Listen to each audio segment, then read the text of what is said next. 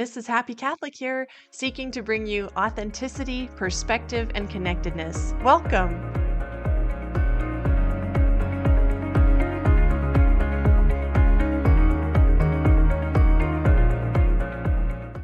Hello, everyone. I'm Mrs. Happy Catholic. Welcome to my channel.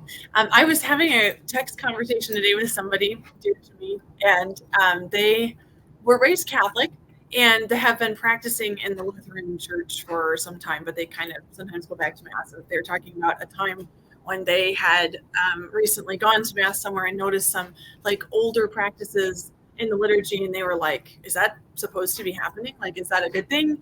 Maybe it's problematic. Why the change? Like now it seems like a change to them from what they had seen previously.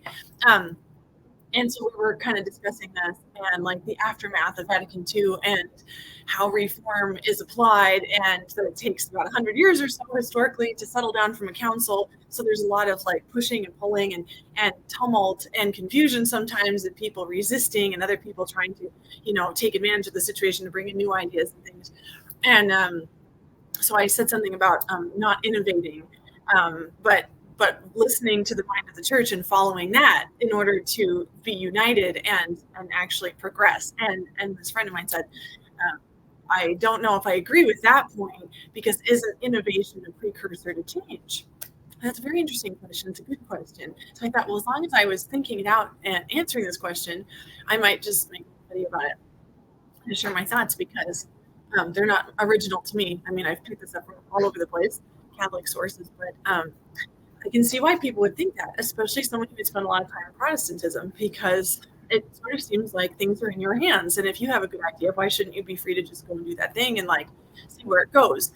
And that's not like necessarily bad impulse, but in the Catholic Church, we operate as a body, as a family, and a unit. And sometimes certain members of the family move slower than you you might like. Like you have a question, this burning question you ask your parents, oh, can I go to this thing? Or can we do this as a family or whatever? And they have to think about it and take a little time before they get back to you with a decision. Sometimes it seems like it takes a long time, or sometimes it's like a reasonable amount of time, in your mind. This is very subjective too.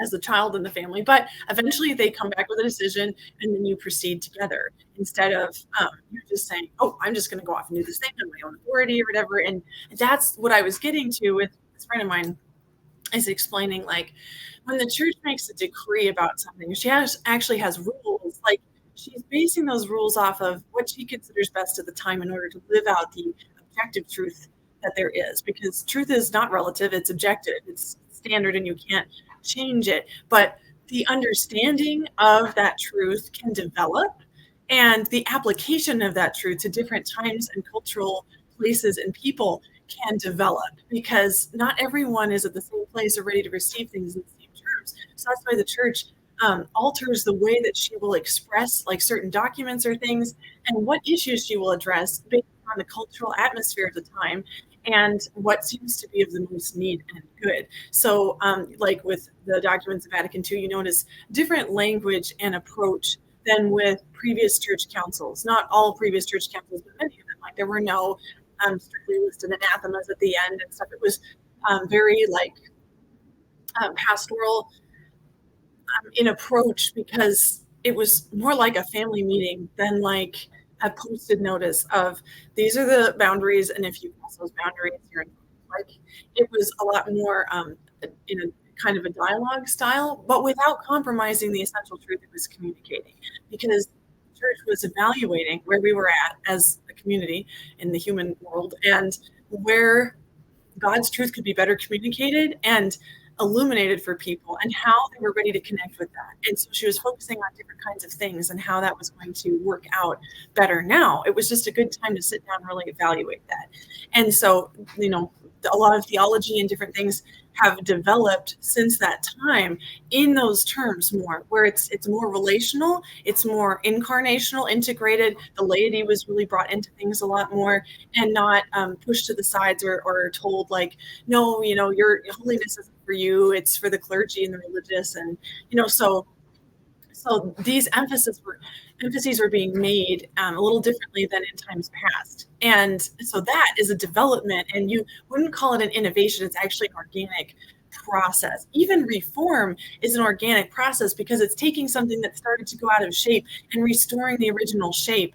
And it's not just a return to some old dusty thing. It's like what we had in the beginning came from something true and good, and the truth never changes. But sometimes the expression of it changes a little bit. But also some of that expression can be lost over time, or other things kind of start attaching that can kind of cover it up. And so the church's job is to make sure that essential truth and goodness and beauty is preserved and presented and engaged with the world the best way possible. So it's not like as a Catholic, you might be, okay, I'll just use this example because it comes to mind, but like you might think at some point, wouldn't it be great if the piano could be considered an instrument fit for use during Mass, like a liturgical instrument? Well, the church up to this point has said the piano is not considered a sacred music instrument and is not to be used during the liturgy itself. Other instruments are permitted, but not the piano. That actually was explicitly forbidden, and the church never retracted that or included the piano specifically as something that could be used later on as a sacred instrument. So at this point, it's still not considered worthy to be played during the Mass. So you wouldn't take that and go, well, I think it could be though, and I'm just going to put a piano in my church and I'm just going to start playing it during Mass, and I think it'll just sort of develop. The church will just see the sense of what I'm doing and will change her mind. That's not the correct order of things, because in a family, a unit, a body, we don't operate as individuals, and we don't just like randomly lop off things or just stick on other things. It's like everything is there, but it may not have fully budded yet. There are good things yet to come, yet to be discovered, but they're going to grow naturally, and they're going to grow as we follow a right course of that discovery, and not so innovation seems to kind of a break with things, or like just put in something new and see what happens. And it's like there have definitely been innovations in the sense of like trying new things or new approaches, but it's more like in the sense of a different application of the same truth, a different presentation. It's not compromising anything essential, but it's couching it in different terms and putting it in a different relation to people, so that they can better engage with it and understand it depending on where they're at. And so like we don't innovate like that by just saying, well, I know the church said or has not okayed this thing, but I'm just going to do it and see what happens, because someone will see it and they'll acknowledge that what I'm doing is a good idea, and then they'll go my way with it. We don't do that. We can dialogue with the church about it and say, why isn't the piano considered a sacred music instrument? Is there a possibility that it could ever be at some point? Like, how could that be reconciled with historical liturgical practice up till now? And is that a possibility? Because I think it could have some merit. Like, that's totally legitimate. The church would listen to you, and the church would negotiate with you, consider, get back to you. And that happens all the time. I mean, if you read these documents that come out of the different dicasteries of the Vatican, the Doctrine of Faith and the Commission on the Liturgy, and all these different offices that are in the Holy See, they're dealing with all this stuff all over the world. People are writing in questions, and bishops and priests are discussing, or people write to their bishops, and then the bishops are thinking about it, and then the bishops get together and talk, and so it all trickles up. It's not like it isn't heard, but sometimes it takes a while for things to develop or for an answer to come to you, and the answer may not be yes, because after consultation and discernment, if the church and her hierarchy have determined at this time that's not a good shift for these reasons, or for these reasons, objectively, it will not be compatible, like women being ordained to the priesthood. The church continues to dialogue with people about that issue so that there can be understanding. But the church has said ultimately that will never change. Women will never be priests, because it's actually not possible according to the structure of the church that Jesus Christ himself established, and for different reasons related to that. But it's not that she wants to shut people down or isn't interested in a better way. But it makes me think of St. Francis of Assisi and how he came along at a time when the church, a lot of practice of the religious life and stuff was very corrupted and kind of got away from the original spirit of it. So there were still, monks and nuns, but they were not necessarily living true to their founders' vision or their rules, or they were getting confounded over with different concerns that didn't really apply to that state of life they'd chosen. And St. Francis comes into the the church at this time when things are kind of in chaos and disrepair. And he is inspired to renew by starting this new order and giving this wonderful example to the church and revivifying it. And he totally did. He was an amazing reformer. He had a huge, widespread impact on the church, his life and his order, and it gave so much new life and growth. And refocusing to people, like giving them a context to remind them of why we're here, what we're doing, and to be able to recognize that the accretions, things that had come on to, into their life and focus and things that weren't really necessary and that were actually distracting from their real purpose. And so it was invigorating to the church. It was very powerful. And he was kind of considered like a crazy man in his day, but he was so influential and so holy. And I think the church canonized him 4 years after he died or something, which was pretty much unheard of at the time. Nobody could deny that he was a powerhouse for God, and he had a huge impact on the church. How did he do that? He didn't just jump up and start doing whatever he wanted and getting a religious order together and saying, come on, guys, we're going to do this. We're going to ordain our own priests, and we're going to, preach here and do this. He went through the structure of the church, got permission from the Pope. He worked with the Pope. He didn't innovate in the sense that he didn't throw off anything that was already existing. And he didn't just sit around and criticize what was there and say, you guys are doing it wrong, you guys are doing it wrong. He just took up his own gift and his mission, and he made it happen, and he showed it to the world, and it transformed people by contact. And so he did that, though, within the structure, within the family and the unit and the body. And God blessed it. And the Pope at first was like, I don't know if I'm going to, if I'm going to approve this order and stuff. But then he met Francis. He was so edified by him, and he was given a dream that inspired him to call Francis back and talk with him more. And then he was like, this is it. This is the answer. God is renewing the church through this man. And so that happened. And then our Pope is named after him. He took St. Francis of Assisi as his patron for this pontificate. And he's trying to do that in the church now. And it really freaks a lot of people out, because it seems like a lot of vigor, or maybe he's saying things that make people uncomfortable, or he's focusing on things that people are like, why do you have to talk about that right now? Is that really important? I mean, I think this is really important, or these things that I've been attached to or concerned with, I don't feel like you're addressing them enough. He's addressing plenty of things, but he's also looking with universal eyes out over the whole world and seeing what needs to be done and what could be improved and remembered, because it's not about we're just going to go back to the older and the dustier things and that'll be better. It's what was it that Jesus had that made the disciples drawn to him? What made the first Christians ready to be killed rather than renounce their faith? People were coming to the faith in droves, and the more martyrs there were, the more new faithful sprang up. That energy, that spirit, that love, that commitment was so real and exciting. There was nothing old and dusty about it. And that can be restored to the church today. But we have to remember the heart of our faith and why we're here, why we do any of this stuff, why we have any of these rules. So the rules aren't there to bog us down. They're supposed to give us direction and structure. But the rules can, if they're just disciplinary, they can be changed and adapted, and they have been over time. The church will consider that and adapt. Then when the problems are presented to her, or the new ideas or whatever, she considers them. And then after discernment, she makes a decision yes, we will move in this direction. We will make these changes or restore these older practices or whatever. And then we can trust that by the time that comes, that God is working through his institution to give us what we need in the right time. If we just go running off on our own to do whatever strikes us at the time, it may be a good idea, but it's not the right order of things. And we can't have that assurance that Jesus is manifesting and confirming our impulse through the action of his church, if we work within the structure and cooperate together. And so that's really what I would say to somebody who's asking, is an innovation a precursor to change? It's well, yes, but is that the best kind of change? Is that the change that God desires for his church, the approach that he desires? Because God has a very integrated vision of his church, and that's why he calls it, the vine and the branches and the body.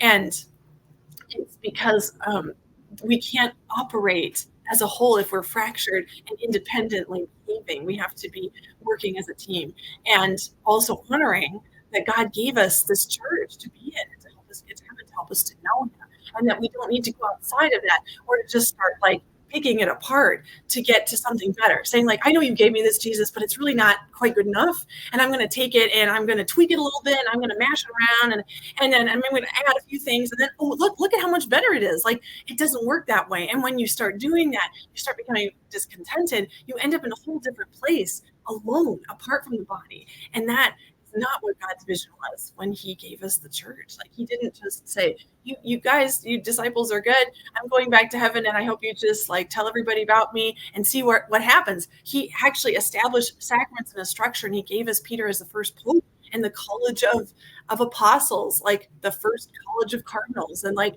somebody to look to, somebody to work as a body, instructing the faithful so that it would grow and become this wonderful family that spread all over the world. And it did.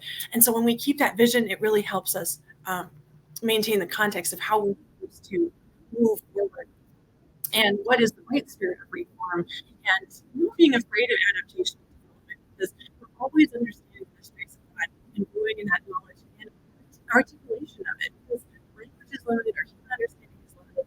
Different times and places exert a lot of pressure on us to kind of keep us in a paradigm. And so that's really cool to see that during the different stages of the church's development, that some of those paradigms have been broken out and we've been able to gain this increased knowledge of God and connection to him that wasn't possible before, because time has allowed for that development and for an adaptation that has brought more people even closer into the life of the church.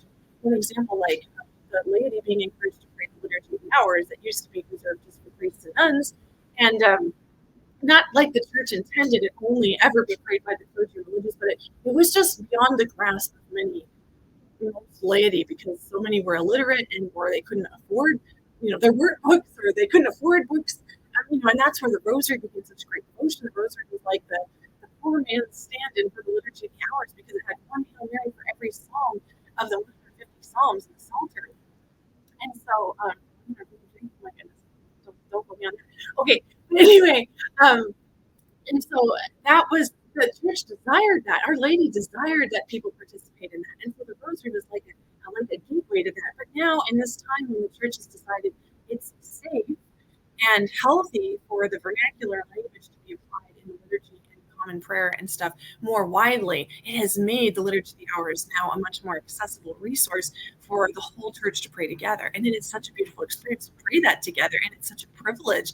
And it's so exciting, though. The church is like, oh, we can do this. We don't have to hold anything back. We want everybody to be included and integrated and worshiping together and growing together. We're not trying to hold anybody back or maintain these degrees of like, this is not for you and that's not for you. And even the priesthood, it's a special role within the church. And there's, like a general priesthood of the laity, and that understanding has been fleshed out a little more over time too. So that it's not about the clergy being superior to us as far as like, they're better in the eyes of God, or they tell us what to do and that's their job. And we have to just, blindly obey and not, have our own minds or discernment. Like, it's not, that's much too simplified. And it's not supposed to be like a dictatorship. But again, that the family image works really well, because that is something that from the very beginning God designed, and he has built that image into his church. And so the church operates best when we remember that and do that together. So anyway, that would be my reflection today on innovation and change and the proper understanding of reform and adaptation, and just remembering too how exciting it is to be living as a Catholic in any time, but especially this time. I think we have a real gift to be part of this changing atmosphere within the church, where truth stays the same, but the church is really open, is really welcoming, and is very humble, like probably more humble than ever, about acknowledging mistakes, reaching out to people who are excluded or misunderstood, and letting them know that they are beloved by God and that he wants everyone close to him. It's really that simple. And our expression of love is the measure of our faith and our trust. And that's really what we're doing. We're here to love God. We're here to love our neighbor. And everything should be permeated by that. And if we lose sight of the love and get cluttered up with all these other like details, not that those details aren't important, but they can't supersede that the most important, the greatest commandments that Jesus gave us, to love God with all our heart, to love our neighbor as ourselves. And that is really, it is the summation of everything. And so that, keeping that in mind and not disregarding that in the interest of, putting our own ideas superior to someone else's, or considering that we are in a contest with each other somehow. I got to fight to get my way. I've got to get a petition signed. I've got to levy my bishop to do what I want him to do. Or, I'm so frustrated that things aren't moving faster. The church hasn't figured this out yet. It's like, it's hard to understand the reason for some of those things. And, you may be right that certain changes need to be made, and you're seeing something that's valid. But God is working on it. He is totally aware. He was aware of it before you were, and he's already taken care of it. It's just a matter of time before you see how he's working that out in his world. But we can't underestimate the power of God, and that our trust in him is only going to contribute to our peace and the example of holiness and love we can show everyone around us, because that's what it's all about. We, as Catholics, we are trusting, we are loving, and we are cooperative. We are obedient. The scriptures exemplify and glorify obedience to such a degree. No good fruit comes from disobedience of God or of the ministers he has lawfully ordained and placed in our lives, even of secular rulers that God has permitted their reign, however disordered it might be or whatever, for a time, for a certain reason, for some good that will come out of it. And we can appreciate what he's doing and cooperate, obviously not to a point where we would sin in cooperating with that, but also in as far as especially respecting and always having loving concern for the individuals, whether they make the right decisions all the time or not, but that we honor that God has a plan and those people are part of his plan, and so are we, and that we always proceed with discernment and prayer in letting God soften our hearts and show us the way that he wants us to do his work in the world, to follow his will. And that may be in a more active role, it may be in a more contemplative role of support and prayer and sacrifice, or it could be that we're out there moving and shaking and helping the reforms to happen. And different people are called to different things. And it's exciting to see how God works that out and manifests his glory in the different people he's created and the different missions that he's given them. So anyway, I'll get off my soapbox. But anyway, for whatever good that did for you, leave your comments below. Thank you for watching. God bless you, and we'll see you next time.